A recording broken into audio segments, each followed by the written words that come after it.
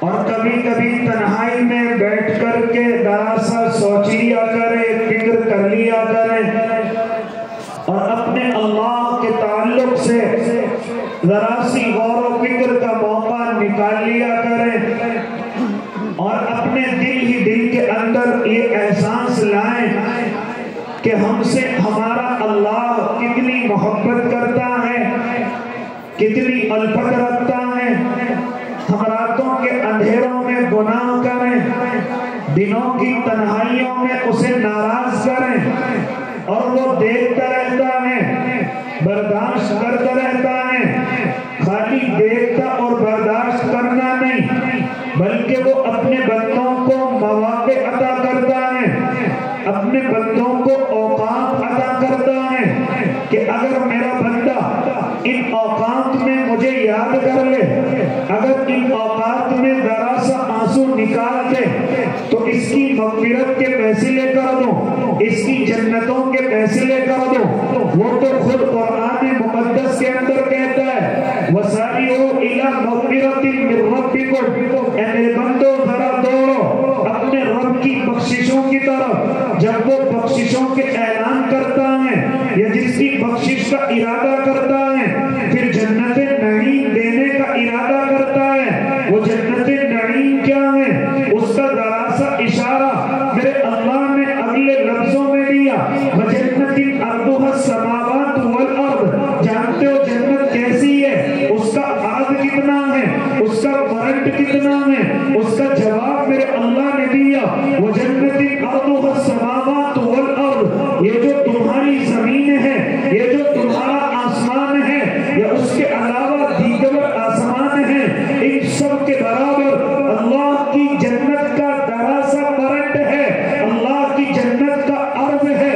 اس کی لمبائی کتنی ہے، اس کی چوڑائی کتنی ہے، اس کی گہرائی کتنی ہے، یہ تو صرف میرا اللہ جانتا ہے، میرے اللہ کے علم میں ہے۔ لیکن مجھے اور آپ کو اتنی بات سمجھنی چاہیے کہ اللہ کے بندوں اگر ایمان قبول کر لیا، جنت کا فیصلہ اللہ کرتا ہے، لیکن اگر اس جنت کو ہم وسعت دینا چاہیں، اس کو خوبصورتی اور دینا چاہیں، اس کو اور مزین کرنا چاہیں، تو ہمیں اعمال کرنے پڑیں گے، ہمیں نیک اعمالوں میں قدم رکھنا پڑے گا۔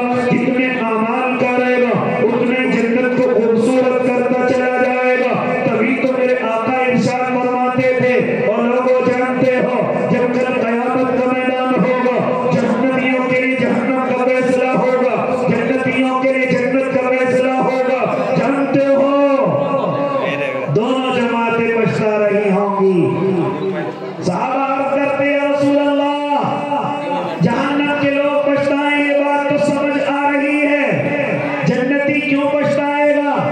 جنتی کیوں اس وقت میں پچھتاوا کرے گا؟ کیا فرماتے تھے میرے آقا؟ جنتی پچھتاوا کرے گا کاش کے وقت تو نے اللہ کی عبادت کے بغیر گزارا تھا، کاش تو کلا وقت میں خالی بیٹھا ہوا تھا، کاش تو وقت تو اللہ کے ذکر میں گزار لیتا، اگر ایک مرتبہ سبحان اللہ بھی کہہ دیتا، اللہ تیرے درجے کو بلند اور کر دیتا، اگر تو اس وقت میں رکعتوں کی نیت باندھ لیتا، اس وقت میں اپنے رب کو راضی کر لیتا، تو کیا کرنا ہے میرا اللہ میرے محبوب کے ذریعے سے اس وقت میں بندہ تمنا کرے گا کاش میں اس خالی وقت میں اپنے رب کو یاد کر لیتا، تو آج جنت میں اور درجہ میرا بلند ہو جاتا ہے۔ اس لیے اللہ کے نیک بندوں پہ اللہ نے جنت کو اعمال سے مزین کیا ہے۔ کہ آپ اپنے علماء سے نہیں سنتے؟ کیا نہیں فرمایا تھا میرے آقا نے کہ جب اللہ کا بندہ روزہ رکھتا ہے، صبح کے وقت میں بھوکا رہنے کا ارادہ کر لیتا ہے، شام تک ارادہ کر لیتا ہے، کیا فرماتے تھے میرے آقا؟ ادھر یہ بھوکا رہنے کا ارادہ کرتا ہے، ادھر اللہ فرشتوں کی ذمہ داری لگا دیتا ہے کہ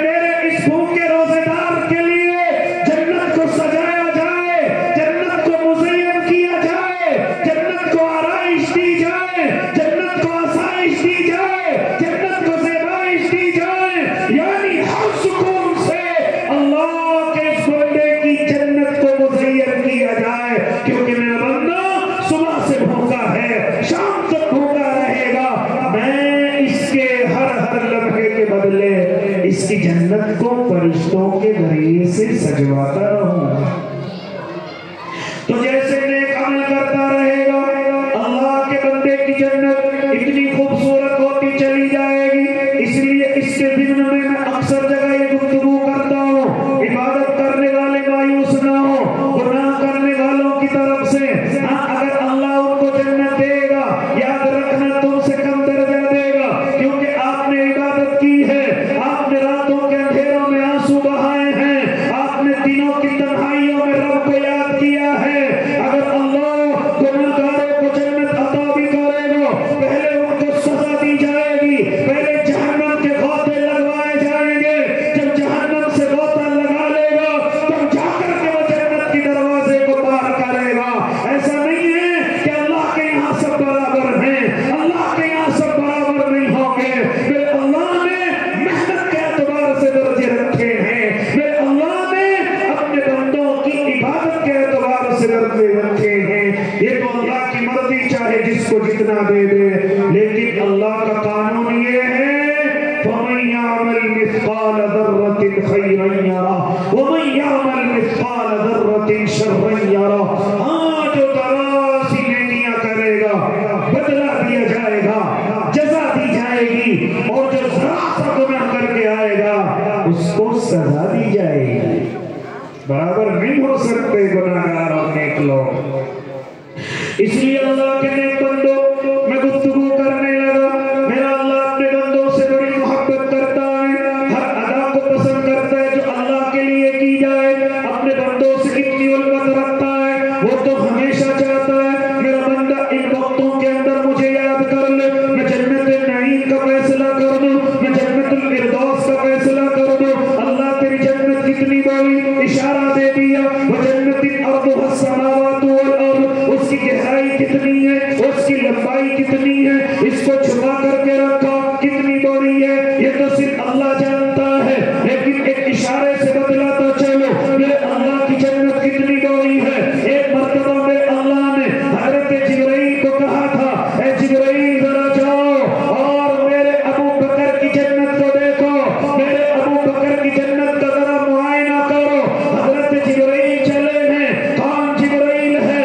جو فرشتوں کا سردار ہے۔ کون جبرائیل ہے؟ جس کی رفتار لامحدود ہے۔ کون جبرائیل ہے؟ جن کے تعلق سے ایک مرتبہ حضرت یوسف کو جب کنویں میں گرا تھا ان کے بھائیوں نے فرمایا تھا میرے اللہ نے، اے جبرائیل جاؤ، یوسف گہرے جا چکے ہیں، ان کی حفاظت کرو۔ بڑی تیزی کے ساتھ آئے تھے، حضرت یوسف کو ایک جگہ بٹھایا تھا، اتنی تیز رفتار والا فرشتہ، لیکن جب میرے اللہ نے کہا جبرائیل ذرا میرے ابو بکر کی جنت دیکھو، تو کیا فرما رہے تھے حضرت جبرائیل؟ رب کعبہ کی قسم میں تھک کر کے چور ہو گیا، پسینے سے شرابور ہو گیا، لیکن میں حضرت ابو بکر کی جنت کو نہ دیکھ سکا، ان کی جنت کا معائنہ نہ کر سکا۔ اتنی بڑی میرے اللہ کی جنت ہے، صرف ایک امتی کو اتنا بڑا مالک بنایا جا رہا ہے۔ اے اللہ کے نیک بندے، پھر میرے اللہ نے اس جنت کو کس کے لیے تیار کیا؟ اس کا بھی اشارہ کر دیا، اشارہ نہیں وضاحت کر دی ہے۔ اُعِدَّتْ لِلْمُتَّقِينَ، ہم نے اس کو متقیوں کے لیے تیار کیا، اپنے سے ڈرنے والوں کے لیے تیار کیا۔ میرے کہنے کا مقصد یہ، میرا اللہ تو چاہتا ہے میرا بندہ میری عبادت کرے، وقتوں میں مجھے یاد رکھے، ہاتھ اٹھا کر کے آنسو بہا دے، میں اس کی مغفرت کے فیصلے کر دوں، وہ مجھے اور آپ کو اوقات عطا کرتا ہے۔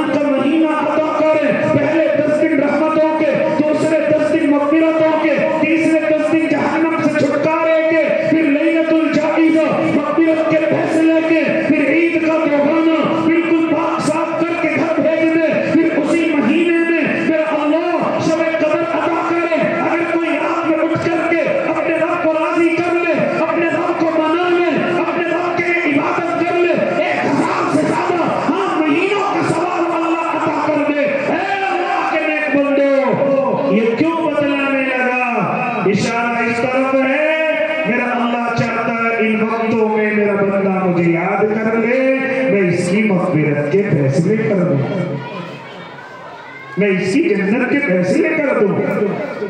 ذرا سے بہانوں پر میرا اللہ تو قسمتوں کو بدلتا ہے.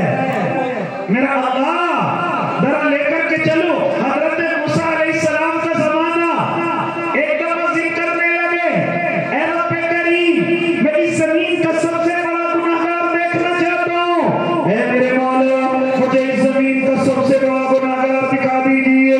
حضرت موسیٰ کو اجازت مل گئی، بولا بستی کے اندر چلے جاؤ، وہاں بڑا گناہگار ہوگا جن کی رات گناہوں میں ڈوبی ہوئی، جن کے اندھیرے اور اجالے گناہوں میں ڈوبے ہوئے. کوئی گناہ ایسا نہیں جو زمین پر اس نے نہ کیا ہو. ذرا جا کر کے دیکھو. حضرت موسیٰ نے دیکھا، دیکھ کر کے واپس ہو گئے. واقعی میں بڑا گناہگار، کوئی لمحہ گناہوں سے بچا ہوا نہیں، کوئی رات کا اندھیرا، کوئی دن کا اجالا گناہوں سے چھپا ہوا نہیں. اتنا بڑا گناہگار. جب کئی روز اور گزر گئے، پھر سوال کرتے میرے اللہ اب مجھے اس زمین کا سب سے بڑا نیکی کرنے والا بھی دکھا دیجیے.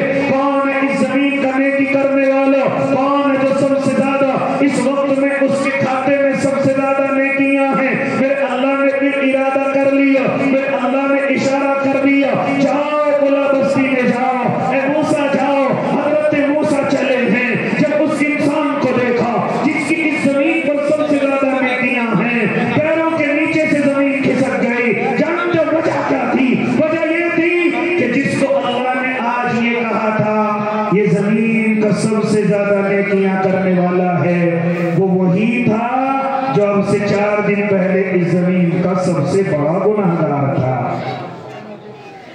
کیوں نہ تعجب میں کون حضرت موسیٰ، اے رب یہ تو وہی گناہگار جو 4 دن پہلے اس زمین پر سب سے زیادہ اسی کے گناہ، آج سب سے زیادہ نیکیاں بھی اسی کی. اللہ بات سمجھ نہیں آ رہی، اللہ تیری حکمت سمجھ نہیں آ رہی. میں تیری رحمتوں کو تو جانتا ہوں لیکن مجھے حکمت سمجھا دیجیے. کیا فرمایا تھا میرے اللہ نے؟ اے موسیٰ جب تم 4 دن پہلے آئے گناہوں میں ڈوبا ہوا، غلطیوں میں ڈوبا ہوا، لیکن جب تم چلے گئے یہ اپنے گھر کے اندر آیا تھا، یہ اپنے گھر میں اس نے قدم رکھا تھا. اس کی اپنی بیوی سے کچھ کہا سنی ہو گئی، باتوں میں گفتگو بڑھ گئی، یہاں تک کہ بیوی اپنی زبان چلانے سے باز نہیں آئی اور اس کو بکنا شروع کیا اور غصے میں کہہ رہی تھی، اے میرے شوہر میں تجھے جانتی ہوں تو اس زمین کا سب سے بڑا گناہگار ہے، صرف تیرے مرنے کا انتظار ہے ورنہ تجھے جہنم کا ایندھن بننے سے کوئی نہیں بچا سکتا، تجھے جہنم سے کوئی نہیں بچا سکتا. تیرے راتوں کے اندھیرے گناہگار، تیرے دن کی تنہائی گناہوں میں ڈوبی ہوئی، اس لیے صرف مرنے کی دیر ہے ورنہ تجھے جہنم کا ایندھن بننے سے کوئی نہیں بچا سکتا. جب بیوی تانے دے رہی تھی، جب بیوی اس کو ڈانٹ رہی تھی اور بیوی اس کو جہنمی ہونے کا تانا دے رہی تھی تو اس کی آنکھوں سے آنسو چل پڑے تھے، اس کے رخسار پر بہہ رہے تھے اور کہہ رہا تھا محترمہ واقعی میں تم صحیح کہتی ہو، میں جہنم کا ایندھن ہوں، مجھے جہنم میں جانے سے کوئی نہیں بچا سکتا. لیکن محترمہ مجھے رب پر اب بھی بھروسہ ہے، میرا اللہ مجھے معاف کر سکتا ہے، مجھے اپنے رب کی رحمتوں سے اب بھی امید ہے. اے موسیٰ ادھر اس نے لفظ نکالے میری رحمتوں پر بھروسہ کیا، ادھر میں نے اس کے گناہوں کو نیکیوں سے بدل دیا، ادھر میں نے اس کے گناہوں کو نیکیوں سے بدل دیا.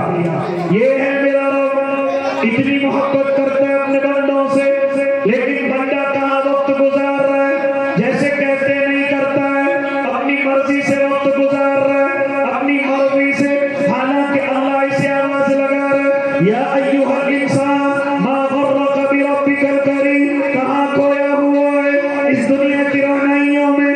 ارے یہ بھی ہماری وجہ سے ملے گی، اس کی وجہ سے ہمیں بھول گیا، اس کی وجہ سے نمازوں کو چھوڑ گیا، اس کی وجہ سے روزوں کو توڑ گیا، اس کی وجہ سے حج میں کاہلی کر گیا، اس کی وجہ سے قربانیاں چھوڑ گیا، اس کی وجہ سے تو اللہ کے راستے میں خرچ کرنے سے ہٹ گیا. اے اللہ کے بندے کدھر جا رہا ہے، کدھر جا رہا ہے؟ اپنے بندے کو راضی، اپنے اللہ کو راضی کر لے، اپنے روح کو راضی کر لے. ہم تجھے شعبان دے رہے ہیں، اپنے روح کو راضی کر لے. شعبان کی 15ویں رات دے رہے ہیں، اپنے روح کو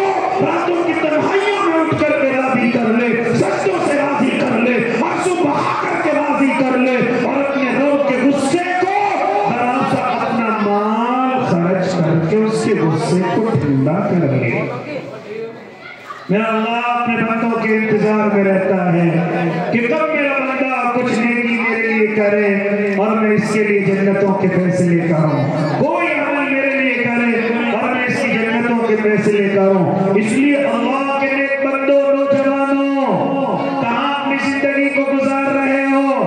کب آؤ گے پلٹ کر کے اپنے رب کے پاس؟ کب کرو گے اپنے اللہ کو راضی؟ کب کرو گے نمازوں کی پابندیاں؟ کب کرو گے روزوں کی پابندیاں؟ کب ارادے کرو گے کہ جو مال ہم کمائیں گے اس میں سے اللہ کی محبت کا حصہ نکال کر کے رکھیں گے، اللہ کو اپنا پارٹنر بنائیں گے، اللہ کو اپنی پارٹنرشپ دیں گے؟ اگر ہم 100% کمائیں گے تو 10% کی پارٹنرشپ اپنے اللہ کو دیں گے تاکہ اللہ برکتیں نازل کرے، اللہ رحمتیں نازل کرے۔ پھر اس پارٹنرشپ کو اللہ کو نہیں چاہیے اللہ کے غریب بندوں پر خرچ کیا جائے، سب سے پہلے غریب رشتہ داروں کو تلاش کیا جائے، کمزور پڑوسیوں کو تلاش کیا جائے، ہاں سب سے پہلے غریب بیواؤں کو یاد کیا جائے۔ آج میں نے اور آپ نے اپنی کمائی میں اپنے رب کو پارٹنر بنانا بند کر دیا ہے، پارٹنرشپ کو خرچ کرنا بند کر دیا ہے۔ اسی لیے مجھے کہنے دیجیے ایمانداروں، جب سے تم نے اپنے پیسوں کو روکا ہے تب سے ہماری بچیوں کی عزتیں بے قیمت ہو گئی ہیں، میری بچیوں کی عزتیں کم قیمت ہو گئی ہیں۔